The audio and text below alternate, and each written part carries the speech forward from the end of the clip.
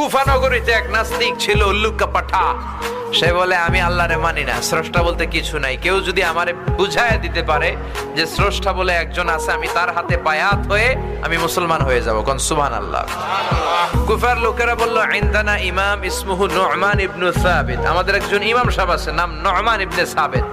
ওনার নাম নু'মান, কিন্তু আসলে উনি ইমাম আল আযম আবু হানিফা। সুবহানাল্লাহ বলতে পারলেন না? সবাই বলে আমাদের ইমাম এমন ইমাম তোমারে বুঝায়া ছাড়বে। নাস্তিক বলে, ডাক তোদের ইমামকে, তোদের ইমামের সাথে ডিবেট হবে আগামীকাল জুমার নামাজের পর 2টার দিকে ওই বিশাল ময়দানে ডিবেট হবে। হাজার হাজার মানুষ তর্ক দেখার জন্য এসেছে। ইমাম আযম আবু হানিফা আল্লাহর পক্ষে, আর নাস্তিক হলো আল্লাহর বিপক্ষে, ঠিক কি না? হাজার হাজার মানুষ দেখতে এসেছে, দেখি কে জিতে যায়। হাজার হাজার মানুষ আসলো, নাস্তিক আসলো, আসে নাই ইমাম আবু হানিফা। কে আসে নাই?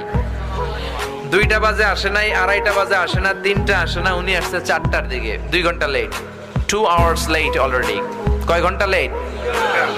আসার পরে নাস্তিক বলে, এ কেমন ইমাম যার সময়ের জ্ঞান নাই, এর সাথে আমার কোনো তর্ক নাই। ইমাম আবু হানিফা বলে, ইনদি উযর, আমার কথা আছে, আই হ্যাভ এক্সকিউজ। কি এক্সকিউজ? সাইয়েদনা ইমাম আবু হানিফা বললেন, আমি ঘর থেকে বেরোলাম, প্রতিদিন নদী পার হয়ে আমরা আসি, আজকে ঘর থেকে বের হয়ে দেখি নদীর সামনে নৌকা নাই, রাস্তায় কোনো মানুষ নাই, কেউ নাই। আমি হেঁটে হেঁটে নদীর কাছে যেয়ে দেখি নদীর পাশে বিশাল বড় গাছ। হঠাৎ দেখলাম এমনি এমনি গাছটা 2 ভাগ হয়ে গেল, এমনি এমনি গাছ থেকে তক্তা বের হয়ে গেল, করাত ছাড়া মিস্ত্রি ছাড়া এমনি এমনি গাছের তক্তাগুলো জোড়া লেগে নৌকা হয়ে গেল। লগি নাই, বৈঠা নাই, মাঝি নাই, এমনি এমনি নৌকা আমাকে নিয়ে নদীর এপার থেকে ওপার চলে গেল। এই বিশাল প্রসেসিংটা হইতে 2 ঘন্টা আমার দেরি হয়েছে, তো এই জন্য আই এম লেট, আমার দেরি হয়েছে। নাস্তিক কয়, তগো ইমাম ডাইল খাইছে, ডাইল, অথবা গত রাতে ঘুম হয় নাই, পাগলের মতো আবল তাবল বকে, প্রলাপ বকে। সাইয়েদনা ইমাম আবু হানিফা বললেন, এই কথা বলেন কেন? নাস্তিক বলে, করাত ছাড়া গাছ কাটা যায় নাকি? এমনি এমনি গাছ কেটে যায় নাকি? এমনি এমনি তক্তা বের হয় নাকি? এমনি এমনি তক্তাগুলো জোড়া লেগে নৌকা হয় নাকি? এমনি এমনি লগি নাই, বৈঠা নাই, এমনি এমনি মাঝি ছাড়া নৌকা চলে নাকি? ইমাম আবু হানিফা বললেন, এই তো আপনি লাইনে চলে আসছেন, now you are on the right track, এখন আপনারা বুঝানো আমার সহজ হবে। সাইয়েদনা ইমাম আবু হানিফা বললেন, এমনি এমনি তক্তা হয় না, এমনি এমনি গাছ কাটে না, এমনি এমনি মাঝি ছাড়া নৌকা চলে না। তাহলে আকাশটা কেমন করে এমনি এমনি হলো? জমিনটা কেমন করে এমনি এমনি হলো? পাহাড় পর্বত মহাবিশ্ব কেমন করে এমনি এমনি হলো?